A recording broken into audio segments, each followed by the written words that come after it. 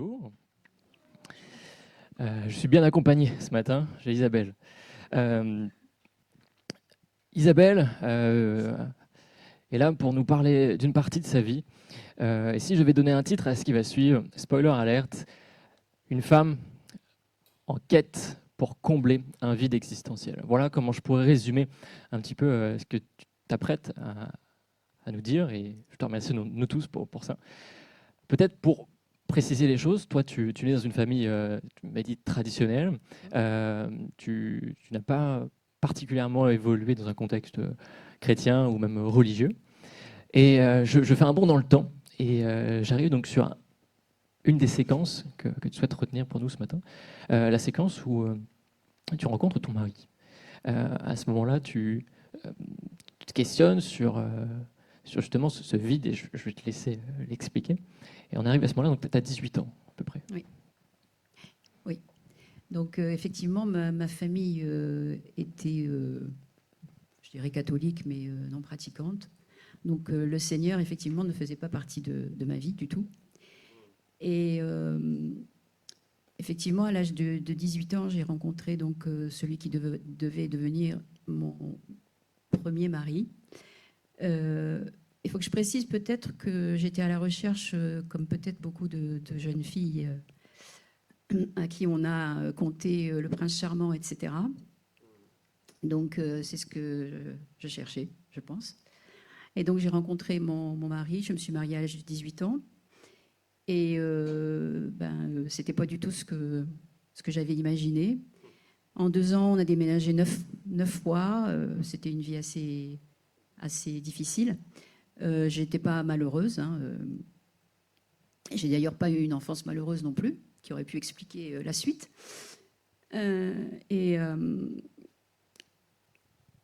J'ai eu ensuite ma fille 2 ans après. Et comme vraiment ça n'allait pas, ça me convenait pas. J'ai donc décidé de quitter mon mari. Ma fille avait 6 mois. Et on s'est retrouvés toutes les deux. Et voilà, j'ai poursuivi un peu ma vie comme ça. Je ne souhaite pas trop rentrer dans les détails, mais au bout de 2 ans, j'ai rencontré celui qui devait devenir mon second mari. Et c'est pareil, ça a été le même processus, c'est-à-dire que je cherchais toujours ce que je ne trouvais pas. C'est-à-dire que je voulais être aimée d'une certaine façon et ce n'était pas la façon dont on m'aimait, donc voilà. Et j'ai eu, en fait, j'ai cherché ailleurs que dans mon couple à être aimée. Et c'est là que les choses... Comment ? À être comblé. Oui, c'est ça, être comblée. Et c'est là que les choses ont commencé à se compliquer pour moi, parce que forcément, on a tous une conscience qui nous travaille plus ou moins. La mienne commençait à me travailler. Donc j'ai commencé à pas aller bien. J'ai eu mon fils Fabien quelques années après cette union. Et là, vraiment, j'ai commencé à être très, très, très mal parce que ce que je faisais me démolissait. Et j'ai fait une dépression nerveuse qui a duré 1 an. J'ai essayé de me faire soigner par les médecins. Je voyais mon médecin quasiment toutes les semaines. Et avec le recul, après avoir rencontré le Seigneur, je me suis rendu compte que ce médecin m'avait énormément aidée. Mais ce n'était pas suffisant et je continue à sombrer. Et un jour, je suis allée le voir et je n'ai plus voulu rentrer chez moi. Et donc, il a été décidé que j'aille en clinique psychiatrique, où je suis restée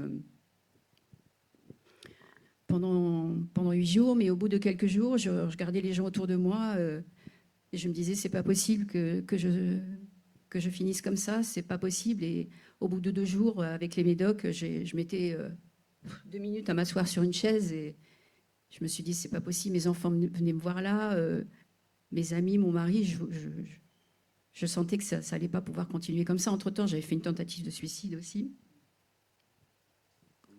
Et donc, j'ai demandé à sortir au bout de 8 jours. Mais sortir, c'était Pour aller où? Pour faire quoi? Je suis retournée chez moi, puis voilà, ça continuait. Et je travaillais, j'ai repris mon travail. À mon travail, il y avait une jeune femme qui était chrétienne et qui un jour m'a parlé de Jésus et m'a proposé de rencontrer un couple de pasteurs sur Évreux. Et en fait, je me suis dit, pourquoi pas, hein. De toute façon, au point où j'en suis, c'était ça où je mourrais, de toute façon.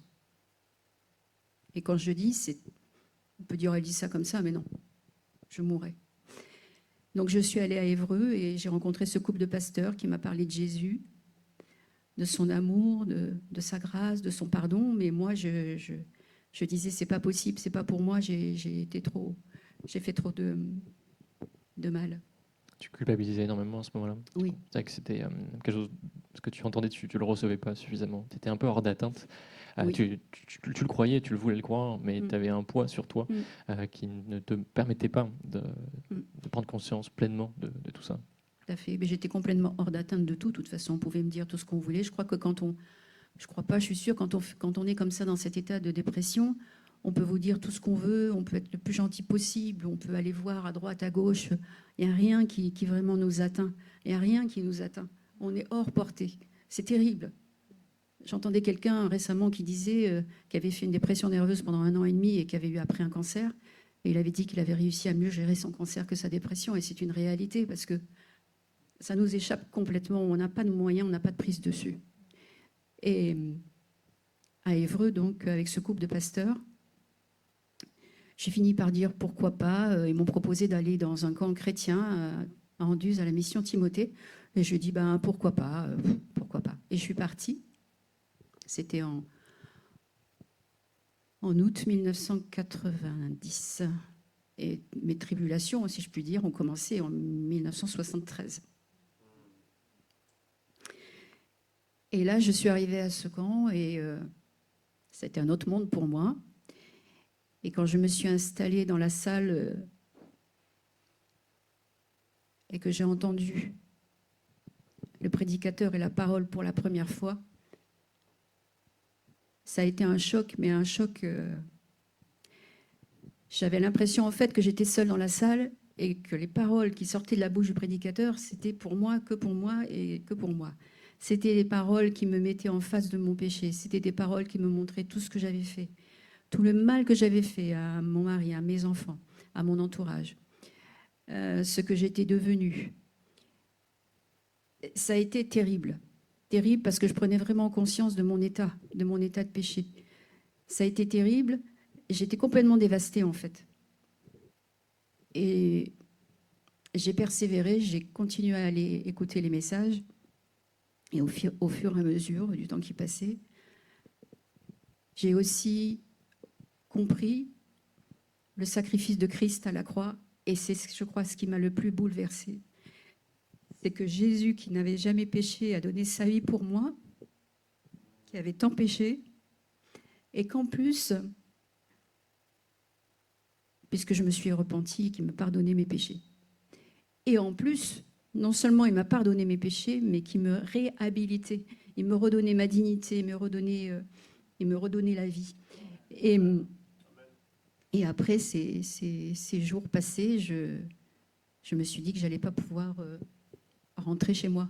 Oui, tu allais avoir besoin de quelqu'un pour te soutenir, te porter là-dedans. Et je crois me souvenir aussi qu'une parole que tu avais reçue à ce moment-là, qui était venue vraiment te chercher, c'était cette parole de Jésus qui dit « Je ne mettrai pas dehors celui qui vient à moi ». Oui, c'est le premier quand je suis allée à Évreux et que j'ai dit à Babette, j'ai dit « Écoute, non, c'est pas possible parce que je comprends bien ce que tu veux me dire, mais j'ai tellement fait de trucs moches que Jésus, c'est pas possible ». Et c'est là où elle m'a donné ce premier verset que j'ai reçu. Je ne mettrai pas dehors celui qui vient à moi. Ouais. Et à l'issue de cet événement, donc tu fais le choix de retrouver un pasteur parce que tu considères à ce moment-là que c'est cette personnalité-là qui va pouvoir t'accompagner dans ta démarche. Et à ce moment-là, tu voulais aller un peu plus loin. Tu avais reçu, tu avais une présentation de qui était Jésus, de ce qu'il voulait faire, il pouvait faire en toi, mais tu voulais aller à l'étape d'après. Donc, comment est-ce que ça se passe ? Eh bien, je reste donc, les jours passent dans cette mission et je continue à recevoir vraiment la parole. C'est la parole qui nous sauve, c'est la parole qui qui nous sort de ces profondeurs terribles. Il y a que c'est la parole. Et j'ai continué à écouter la parole. Et à chaque fois, j'avais toujours cette impression que c'était pour moi. Et alors qu'on était 200 quand même, mais bon, voilà. Et au bout de ces 8 jours, je me suis dit, je ne vais pas pouvoir rentrer comme ça, c'est pas possible, qu'est-ce qui va se passer? Et donc j'ai demandé à voir un pasteur. Et on a eu un entretien, et je lui ai raconté tout dans les détails, en lui redisant, mais c'est pas possible de toute façon que Jésus puisse me pardonner. Et il m'a confirmé que oui. Et je lui ai dit, mais qu'est-ce qu'il faut que je fasse pour donner ma vie à Jésus, pour appartenir à Jésus? Il m'a dit, on va prier, puis tu vas prier avec moi. Et donc je priais avec lui, j'ai demandé à Jésus de me pardonner, je me suis repentie. Et voilà, j'ai demandé à marcher avec lui, à continuer avec lui. Enfin, à aller avec lui, parce que je ne m'étais pas mise en marche tout à fait. Et voilà. Et ton vide affectif a été comblé. Mon vide ça a été assez fulgurant, mais mon vide, oui, il a été comblé. Je suis partie de la mission, je suis arrivée. Et alors, c'était terrible parce que j'avais l'impression d'avoir été sur la montagne et il fallait que je retourne dans la vallée malgré tout. La situation, elle n'avait pas changé, c'était toujours la même. J'avais le même mari, les mêmes enfants, la même vie, mais moi, j'étais plus pareil. Ça s'est fait petit à petit, bien sûr. Ça s'est fait petit à petit. J'avance toujours, mais j'ai avancé petit à petit, avec des petits pas, des grands pas. Mais le vide a été comblé. J'ai compris que ce que je cherchais, de toute façon, ça n'existait pas. Ça. Et puis c'était pas ce qui allait combler ma vie. Et Jésus, il comble ma vie. Oui. Donc aujourd'hui, tu es là pour nous parler de ce que Jésus a fait en toi sur cet aspect particulier. Donc tu es la témoin d'un Dieu qui pardonne, d'un Dieu qui réhabilite, d'un Dieu qui est capable de te donner plus que n'importe qui, tes enfants, ton mari pourraient te donner. Oui. Finalement, il est au-dessus de tout ça. Et ce que je retiens, c'est que tu as eu cette volonté. Tu as eu la volonté de répondre à cette main tendue de Jésus. Ensuite, tu as été dans une démarche où tu as reconnu des fautes. Et donc, tu nous dis ce matin que ça fait partie de la démarche. Il y a une étape où il faut accepter de renoncer à soi. Il y a une étape où il faut qu'on demande pardon pour ces mauvais choix de vie, ces erreurs, ces fautes, pour entrer pleinement dans cette liberté, dans cette vie avec Jésus. C'est ce que tu nous dis ce matin. Oui. Oui. Oui, bien sûr, il faut se repentir, mais je ne sais pas comment expliquer, mais en fait, encore une fois, je pense quelles que soient nos situations, aussi terribles soient-elles, il y a toujours une petite ouverture, une petite lumière, même quand on est dans des moments comme ça de ces problèmes-ci qui sont si difficiles à gérer. Chercher cette petite lumière que le Seigneur veut nous amener pour pouvoir entrer dans son plan, pour pouvoir avoir accès à ce qu'il veut nous donner. Et pour terminer, est-ce que tu aurais un ou deux encouragements, un ou deux conseils que tu aimerais donner? Alors, 2 maximum, je plaisante. Non, c'est juste... En fait, parce que à la Isabelle, il y a quelques années, si aujourd'hui il y a eu un homme ou une femme qui vit un moment comme celui que tu as pu connaître, qu'est-ce que tu voudrais qu'il entendre absolument ce matin? Ça, par contre, c'est ce que tu me demandes, je l'ai noté, parce que, en fait, c'est que quelle que soit la situation, la solution, elle est toujours en Jésus. Et je voudrais donc vous lire Colossiens 2, 9, 10. Car c'est en lui, c'est dans son corps qu'habite toute la plénitude de ce qui est en Dieu. Et par votre union avec lui, vous êtes pleinement comblés, car il est le chef de toute autorité et de toute puissance. Et je crois que tu en as un deuxième. Oui. Qu'est-ce que je dirais à la Isabelle d'aujourd'hui, c'est ça? Absolument. Je lui dirais, regarde, et remercie le Seigneur pour tout le chemin que tu as parcouru par sa grâce. Et n'oublie jamais que Jésus est avec toi tous les jours. Et un dernier petit verset, il dit un mot et les guérit et il les fit échapper à la tombe. C'est le psaume 107, le verset 20. Et juste un dernier point ce matin avec Emmanuel. Je disais à Emmanuel ce matin que en me replongeant, et c'est pas facile de se replonger dans ce genre de choses pour témoigner. Ce matin, pour la première fois, en pensant à cette situation, j'ai pensé à la Samaritaine qui a reçu cette eau fraîche du Seigneur et qui est repartie toute joyeuse. Et j'ai repensé à la femme adultère à qui le Seigneur a dit où sont ceux qui te condamnent, va et ne pêche plus. Et je rends grâce à Dieu de m'avoir aujourd'hui permis d'avoir eu ces pensées-là par rapport à ce que j'ai vécu autrefois. Amen. Merci Jésus pour ce qu'il a fait. Oui. N'hésitez pas à venir la voir pour discuter avec elle et elle sera source d'encouragement aussi pour vous. Merci beaucoup Isabelle. Merci, merci. Ceux qui ne connaissaient pas le témoignage d'Isabelle, on ne l'aurait jamais deviné. Parce qu'aujourd'hui, on connaît une Isabelle drastiquement différente. Et c'est encore une fois la preuve que Dieu agit puissamment dans les vies, n'est-ce pas ? On a entendu l'histoire d'Isabelle, mais j'aimerais vous raconter une deuxième histoire qui se trouve cette fois-ci dans la Bible. Et autant l'histoire d'Isabelle a été source d'encouragement, autant celle-ci le sera également. J'aimerais qu'on puisse lire ensemble, c'est dans l'évangile de Jean, au chapitre 8. Voici ce que le texte nous dit. « Mais dès le matin, Jésus revint dans le temple, et tout le peuple s'approcha de lui. Il s'assit et se mit à les enseigner. Alors les spécialistes de la loi et les pharisiens, c'est-à-dire des groupes religieux, amenèrent une femme surprise en train de commettre un adultère. Ils la placèrent au milieu de la foule et dirent à Jésus, « Maître, cette femme a été surprise en flagrant délit d'adultère. Moïse, dans la loi, nous a ordonné de lapider de telles femmes. Et toi, que dis-tu » Il disait cela pour lui tendre un piège afin de vous pouvoir l'accuser. Et on fait une petite pause. Le texte qu'Isabelle vient de mentionner à la fin, cette fameuse histoire de la femme adultère, c'est justement cette histoire-là que j'aimerais qu'on s'arrête un instant ce matin. C'est une histoire qui est lourde. Alors que Jésus est dans le temple en train d'enseigner la foule, il y a des pharisiens et des spécialistes de la loi, donc des groupes religieux, des groupes qui sont spécialistes dans la tradition juive, qui vont interrompre en amenant une femme qui, non pas hier, il y a un mois ou il y a un an, mais à l'instant, vient d'être surpris en flagrant délit d'adultère. Donc, on ne sait pas du tout dans quel état est cette femme, mais elle est amenée immédiatement au milieu de tout le monde, dans le temple, dans la cour du temple, devant tout le monde.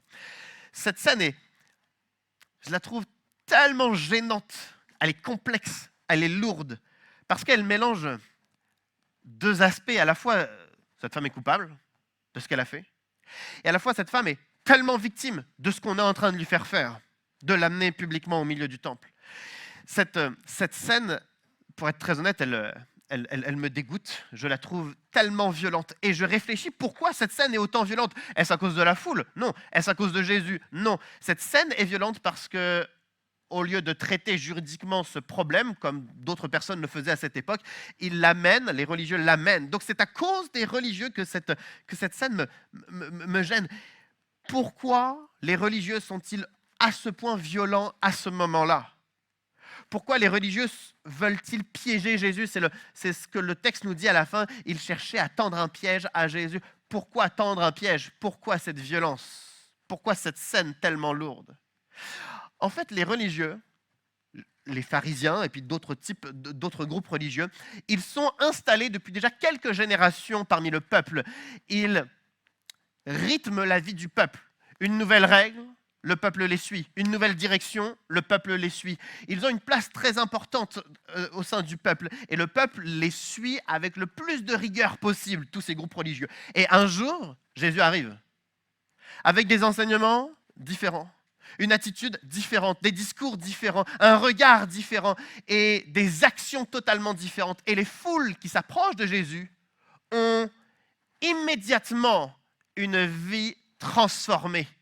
Il y a des personnes qui sont perdues, des personnes qui sont brisées, des personnes qui sont blessées, des personnes qui subissent l'injustice, des personnes qui sont coupables, des personnes qui sont toxiques. Toutes sortes de personnes s'approchent de Jésus et après simplement quelques instants dans la présence de Jésus, leur vie est totalement réorientée.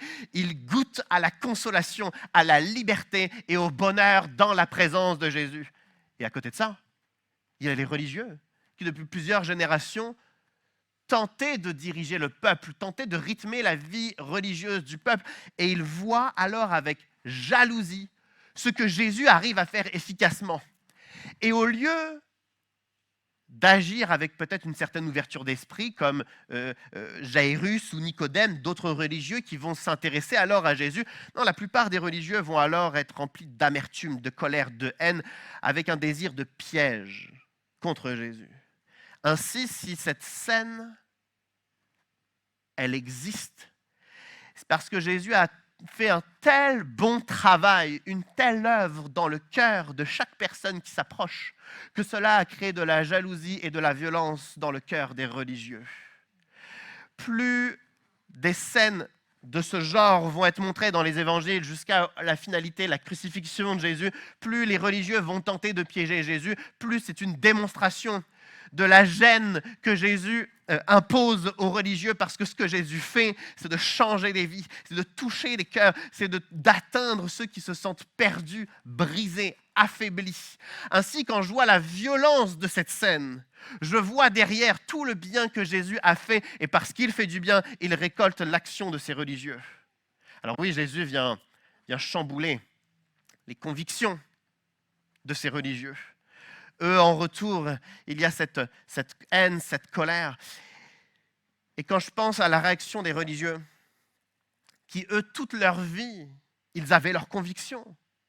Et ça ne portait pas de fruits. Les gens ne changeaient pas. Les gens ne ressortaient pas d'un discours d'un religieux. Les gens ne ressortaient pas heureux, délivrés, changés. Non, pas du tout. Quand je vois la prise de conscience des religieux que tout ce à quoi ils croient ne change finalement pas grand-chose, et que tout ce que Jésus fait et dit porte immédiatement du fruit. Ça change immédiatement la vie. Je pense alors à certaines convictions que je peux avoir, que j'ai pu avoir, certaines convictions que nous pouvons avoir. Certains, ce sont aussi des convictions religieuses. Certains, on a des convictions philosophiques. On sait que l'univers est forcément bon, donc si un coup, il s'est mal passé quelque chose, l'instant d'après, il va se passer une bonne chose. On a des convictions philosophiques parce qu'on sait que le hasard des choses va fonctionner.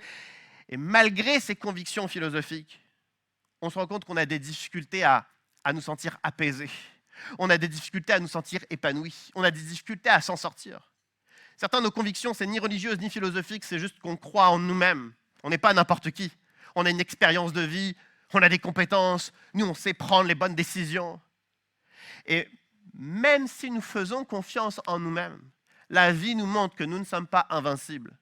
Et la vie nous montre forcément, à un moment donné, au travers d'une épreuve, d'une tempête, d'un choix difficile, d'un projet qui s'écroule, d'un échec, la vie nous montre que par nous-mêmes, nous ne pouvons pas non plus nous en sortir. Alors, des convictions religieuses, des convictions philosophiques, des convictions envers soi-même, tout ça pour tenter de s'en sortir. Il y a 2000 ans, Jésus est arrivé et puis il a confondu tous ceux qui avaient des convictions.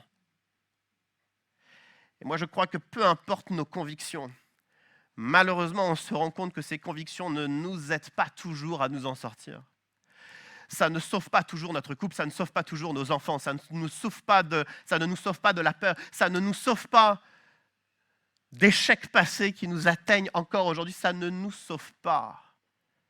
Mais comme il y a 2000 ans, où Jésus est apparu, et il a pu permettre à tous ceux qui voyaient l'échec dans leurs convictions, il a pu donner l'espoir. J'aimerais que nous aussi, on puisse découvrir ensemble qu'il y a de l'espoir, même si toutes nos ressources, toutes nos convictions, toute notre détermination n'a pas permis que sur tous les domaines, on puisse s'en sortir. J'aimerais mettre en lumière qu'il existe encore une conviction, celle que Jésus peut faire quelque chose. On l'a entendu dans le témoignage d'Isabelle. Il y avait les médecins, ils ont été utiles. Il y avait la famille, les amis, tellement de personnes bienveillantes et ils ont été utiles. Mais elle a dit tout à l'heure une expression qui m'a touché, ça n'a pas suffi. Combien d'entre nous, on dit au fond de nous-mêmes que ça ne suffit pas? Et si ensemble on découvrait comment est-ce que Jésus, lui, peut suffire? Alors, dans le passage qu'on a lu, les religieux amènent cette femme adultère et ils posent cette question à Jésus. On est censé la lapider d'après la loi de Moïse. Toi, que dis-tu? Ils posent cette question à Jésus parce que Jésus a tendance à dire autre chose. Il a tendance à faire autre chose. Les religieux le voient bien depuis quelques mois. Lorsque Jésus, il marche avec ses disciples et il marche, et autour de lui, il y a également des prostituées, il y a également des traîtres à la nation, et il y a également des menteurs. Et quand Jésus s'arrête pour manger, il y a ses disciples et également ceux qui mentent, ceux qui volent, ceux qui sont rejetés dans la société. Lorsque Jésus fait des discours, il n'y a pas que les riches, les bien portants et les éduqués. Il y a toutes sortes de personnes. Il y a les plus grands coupables de la société et les plus grandes victimes de la société qui sont constamment avec Jésus. Et donc les religieux viennent pour dire, que dis-tu toi Jésus? Parce que là, ce n'est pas une personne qui a peut-être commis une faute. Ce n'est pas une personne qui un jour a commis une faute. Là, on vient de la prendre en flagrant délit, on te la met devant toi et Jésus, tu ne pourras rien dire d'autre que la condamner. Toi qui passes ton temps avec les grands coupables et les grandes victimes, qu'est-ce que là tu vas dire? Tu n'as pas le choix, Jésus, que de la condamner aussi. Toi, que dis-tu? Mais les religieux, ils se trompent. On l'a entendu dans le témoignage d'Isabelle. L'amour de Jésus, le pardon de Jésus est infiniment plus grand qu'on puisse l'imaginer. Jésus veut rencontrer chacun d'entre nous. Même si notre situation est plus grave, même si notre situation est encore plus grave, même si ce que nous avons subi est encore plus dur, voire même encore plus dur, même dans les situations les plus complexes, il a tout de même envie de nous rencontrer. Il y a une règle dans notre nature qui n'est pas toujours belle, mais dans nos relations sociales, on a peut-être certains amis, je ne sais pas, qui ont des contraventions, peut-être même leur permis de conduire a sauté. C'est un certain niveau de culpabilité, peut-être modéré, mais si on rencontre une personne qui a fait des fautes particulièrement graves, particulièrement odieuses, notre réaction va être de nous séparer de cette personne. Ça nous choque, ça nous interpelle, ça nous dégoûte.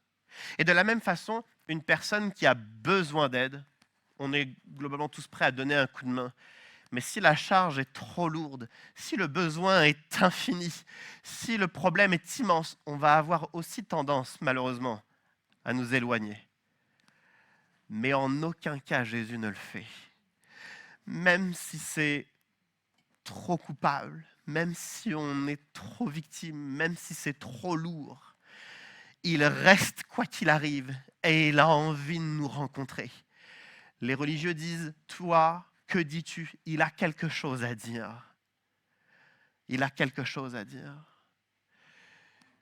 Je suis touché parce que quelquefois les uns et les autres, en fonction de nos situations, quand ça devient trop dur, on se retrouve tout seul.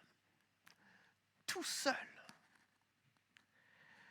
Mais même quand tout le monde s'en va et qu'on se retrouve tout seul, Jésus est encore là. Il a envie de nous rencontrer. Il a envie de dire quelque chose. Et alors que cette femme qui a commis un adultère, qui est placée publiquement là devant Jésus, le texte se poursuit et voici ce que le texte nous dit. Mais Jésus se baissa et se mit à écrire avec le doigt sur le sol. Comme il continuait à l'interroger, Jésus se redressa et leur dit que celui d'entre vous qui est sans péché jette la première pierre contre elle. Puis il se baissa de nouveau et se remit à écrire sur le sol. Quand ils entendirent cela, accusés par leur conscience, ils se retirèrent un, à commencer par les plus âgés jusqu'au dernier. Jésus resta seul avec la femme qui était là au milieu. Alors il se redressa et ne voyant plus qu'elle, il lui dit « Femme, où sont ceux qui t'accusaient? Personne ne t'a donc condamné ?» Elle répondit « Personne, Seigneur. » Jésus lui dit « Moi non plus. Je ne te condamne pas, vas-y et désormais ne pêche plus. » On demande à Jésus, la loi de Moïse, il faut la lapider. Toi, que dis-tu? Et Jésus commence par ne rien dire. Il écrit sur le sol. On ne sait d'ailleurs pas ce qu'il écrit. Il écrit sur le sol et puis il dit que celui qui est sans péché jette la première pierre. Et il continue d'écrire sur le sol. Et parce que Jésus a dit que celui qui est sans péché jette la première pierre, et parce qu'il est en train d'écrire tous ceux qui sont autour, les religieux, mais la foule qui l'écoutait précédemment dans son enseignement, tout le monde se sent accusé. Tout le monde se sent accusé. C'était certainement pas leur première réaction. Non, quand on a amené cette femme qui avait commis une faute terrible, l'adultère, tout le monde a trouvé ça choquant. Ah, adultère, publiquement, surpris, horrible. Et Jésus n'a pas dit que celui qui n'a jamais commis d'adultère jette la première pierre. Jésus ne parle plus d'adultère. Il parle de péché. Il parle d'un autre niveau. Jésus ne parle plus simplement d'adultère. Il parle de tout ce qu'on fait, tout ce qu'on dit, tous nos choix, qui non seulement n'est pas bon aux yeux de Dieu, mais Dieu étant un Père, il veut notre bien. Si ce n'est pas aux yeux de Dieu, c'est parce que immédiatement ou à l'avenir, ça va nous détruire. Cette femme qui a commis un adultère, elle n'a pas juste fait du mal aux autres, elle est en train de s'autodétruire elle-même. Alors, lorsque Jésus parle de péché, il parle de tout ce que l'on fait qui non seulement ne plaît pas aux yeux de Dieu, mais nous détruit. Et Jésus donc demande à la foule qui est autour, on pourrait paraphraser ce que Jésus dit en disant « Qui n'a jamais péché ? Qui n'a jamais péché ? Qui n'a jamais blessé, attaqué ? Qui n'a jamais engrainé le conflit familial ? Qui n'a jamais cherché la vengeance en parlant dans le dos des uns et des autres ? Qui n'a jamais fait des choix égoïstes même si on savait que ça allait faire du tort aux autres ? Qui a retenu le pardon parce qu'on préfère que la situation souffre encore un peu plutôt que de relâcher en pardonnant ? Qui prend l'initiative de demander pardon quand on sait qu'on a fait du tort ? Qui choisit de marcher dans l'honnêteté et dans la guérison intérieure à cause de ce qu'on a pu subir ? Non, on préfère rester dans la colère, dans l'amertume, dans la rancœur. Alors Jésus demande qui n'a jamais péché ? Qui a toujours été en harmonie avec les uns, avec les autres ? Qui a toujours été honnête, intègre ? Alors les uns et les autres, qui sont autour de Jésus, oh, ils vont lâcher le caillou qu'ils étaient peut-être prêts à jeter pour la lapider, et ils s'en vont.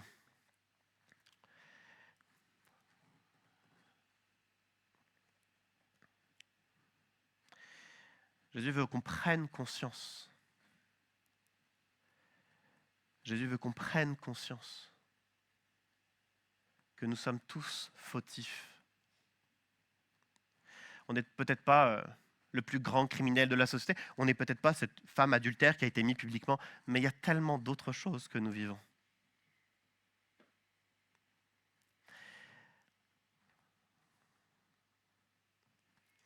À ce moment-là du passage, il y a quelque chose d'étrange qui se passe parce que tout le monde va partir. Tout le monde va quitter le temple. Pourquoi ? Parce que Jésus leur a demandé de partir.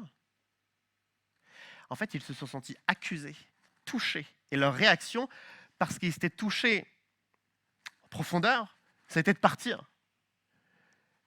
En fait, Jésus n'a à aucun moment donné demandé qu'ils puissent partir. En fait, Jésus est la seule personne, Jésus est le plus compétent justement pour les aider. Et leur réaction, c'est de partir. Je me rappelle, ça fait à peu près un mois et demi, on aide Gustave, qui a 2 ans, à mettre ses chaussures tout seul. Il a des chaussures à sandales, c'est parfait.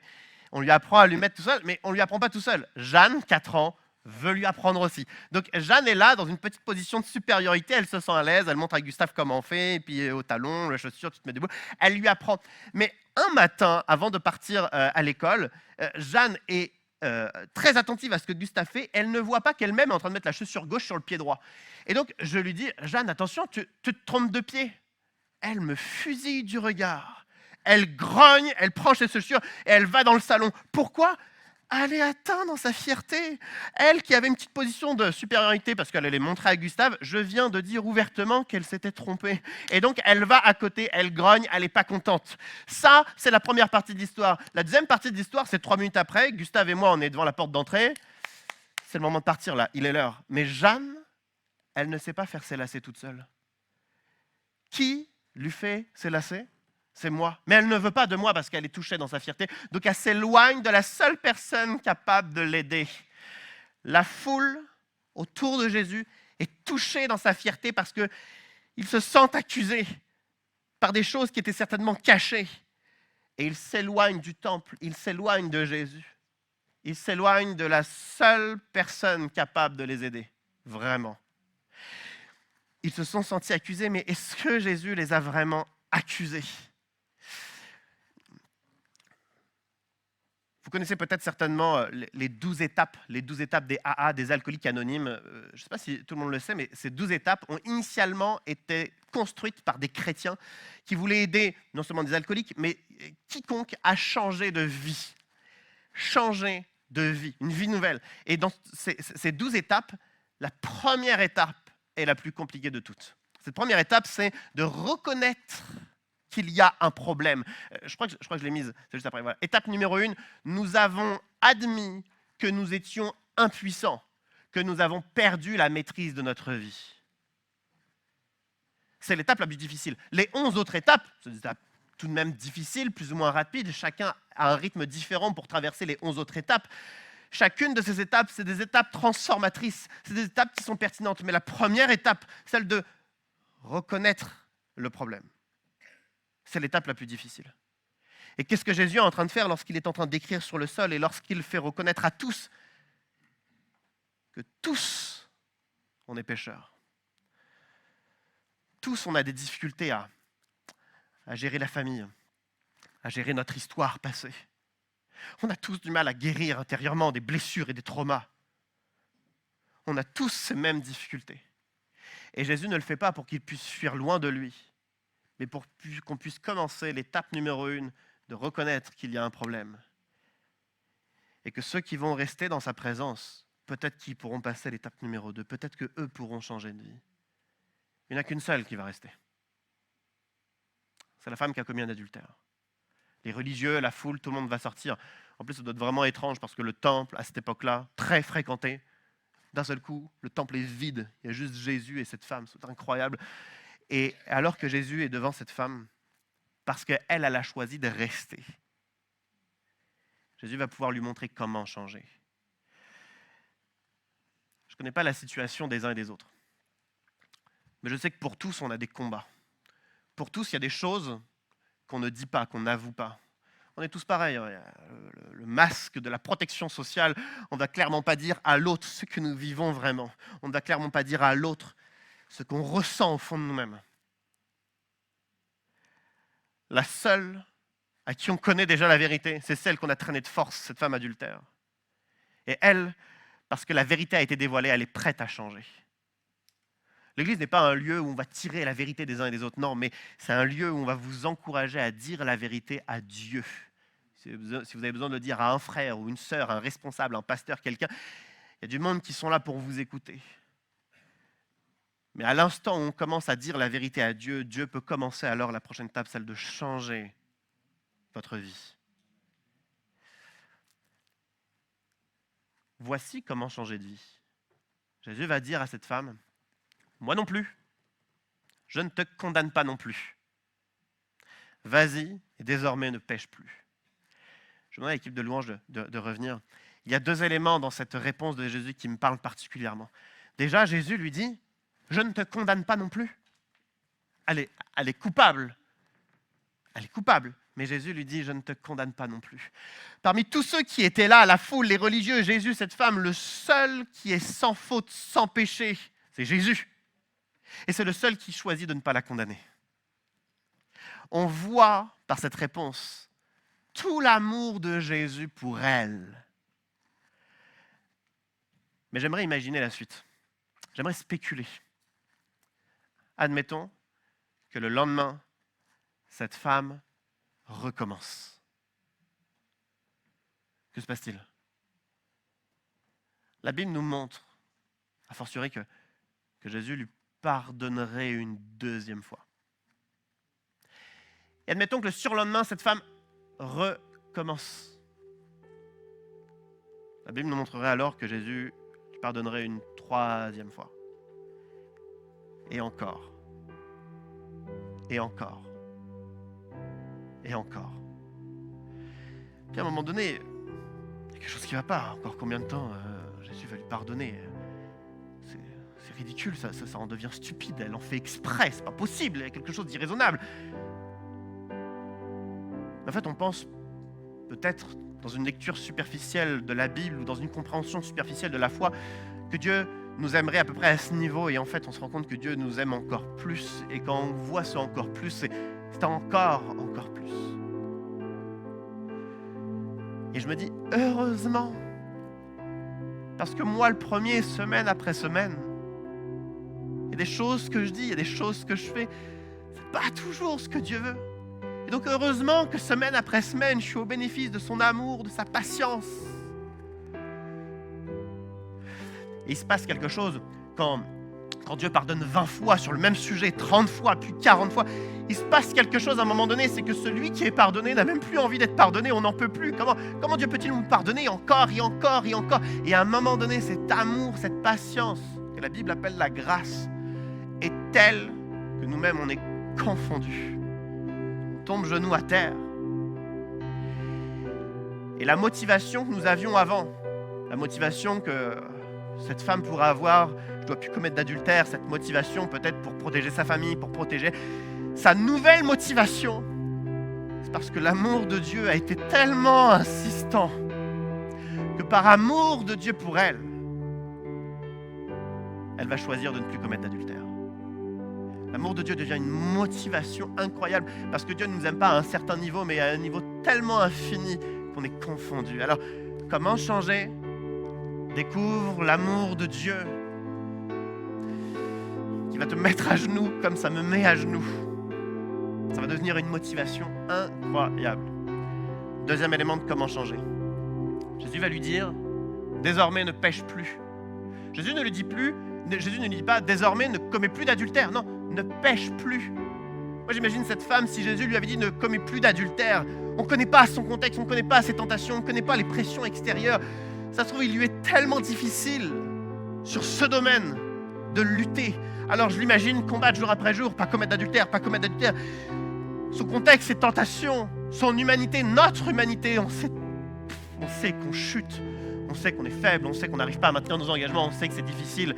Et j'imagine que si Jésus lui avait dit ne commets plus d'adultère, peut-être que ça aurait été un échec. Mais ce n'est pas ce que Jésus lui a dit. Jésus lui a dit ne pêche plus.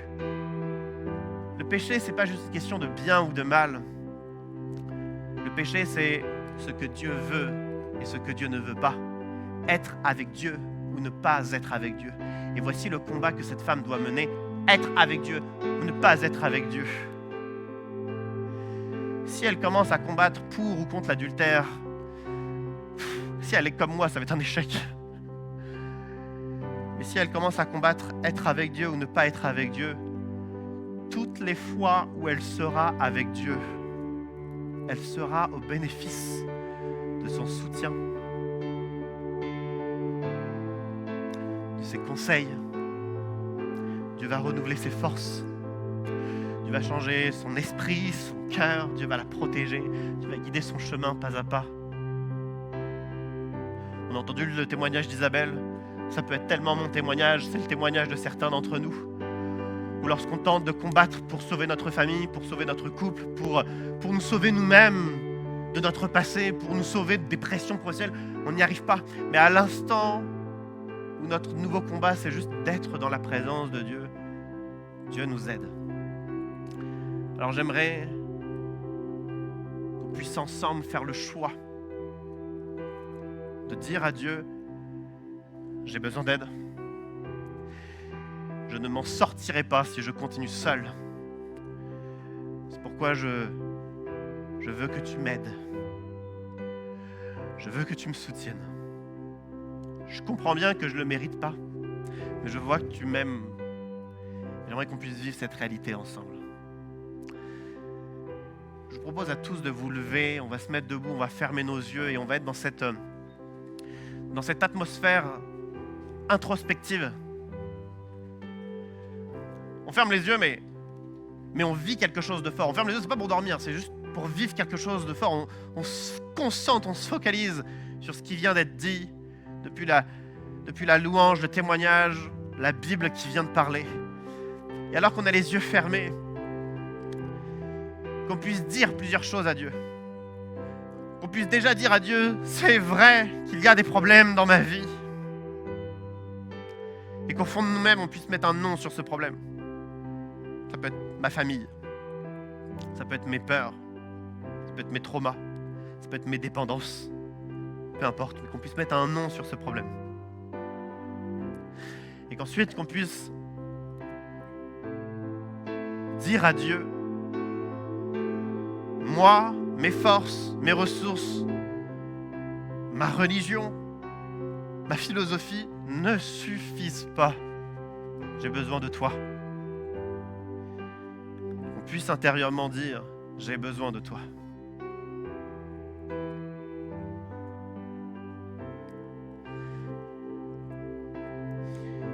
Qu'on puisse également demander à Dieu, qu'on puisse le remercier pour son amour qui nous dépasse, qu'on ne mérite pas. Peut-être qu'on a été entêté, peut-être qu'on n'a pas fait les bonnes choses et pourtant il est là, il veut nous parler, il nous aime et il nous dit, toi non plus, je ne te condamne pas. Toi non plus. Toi non plus. Et enfin, alors qu'on est au bénéfice de cet amour de Dieu, que nous puissions lui dire, je veux être avec toi parce que j'ai besoin de toi. Je veux être avec toi. Je veux être avec toi. Oh Dieu, je te prie pour une bénédiction particulière sur chacun d'entre nous. Peut-être qu'on te connaît depuis si longtemps, peut-être qu'on te connaît depuis si peu, mais tu te fais connaître et tu as quelque chose à dire à chacun d'entre nous. Je te remercie pour la façon dont tu vas nous soutenir. Merci pour la façon dont tu vas toucher nos cœurs. Je te remercie d'avance pour ce que tu vas accomplir, alors qu'on s'apprête à chanter un dernier chant. Ce chant, oui, on le chante avec notre bouche, mais qu'intérieurement, que ça puisse être notre prière, que ça puisse être notre façon de t'accueillir dans notre vie. Dieu, nous voulons être avec toi. On s'attend à toi. Je te remercie de ce que tu vas faire. Amen. Amen. Chantons ensemble.